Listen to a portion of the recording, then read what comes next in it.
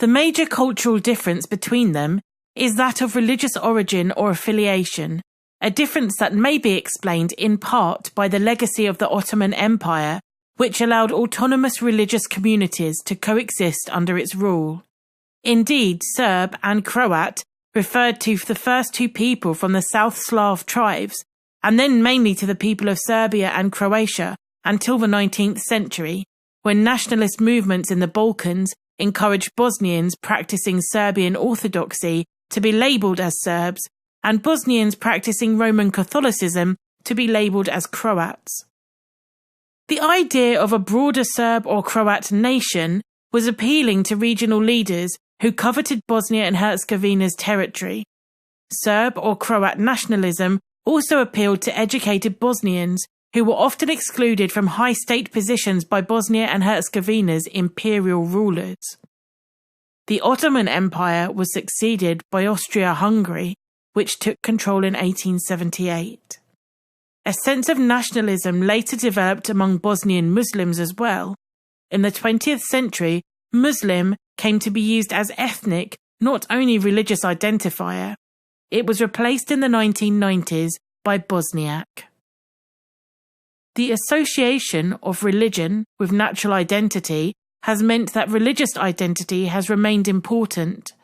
The role of religion within all three populations was elevated by the demise of communism, the revival of nationalism in the wake of the Yugoslav disintegration, and the violence of the war. Nevertheless, attendance at church and mosque services continues to be low. When it was part of the Yugoslav Federation, Bosnia and Herzegovina had one of the lowest death rates and among the highest live birth rates of Yugoslavia's republics, and its natural rate of increase in population was high in comparison with most of them. By early 21st century, however, the birth rate had declined and the death rate had climbed. The natural rate of increase had fallen below zero. The 1992-95 war had radically altered the demographic situation. Of the hundreds of thousands of people displaced during the war, a significant portion of them had emigrated. As a republic of the Yugoslav Federation, Bosnia and Herzegovina adhered to the unique economic system known as social self-management.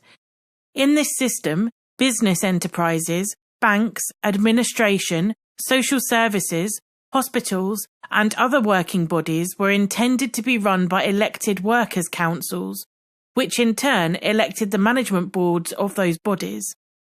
In practice, the level of workers' control was extremely variable, from enterprise to enterprise, since ordinary workers often were not motivated to participate except in matters such as hiring, firing, and benefits. And in any case, they lacked the necessary time and information to make business decisions.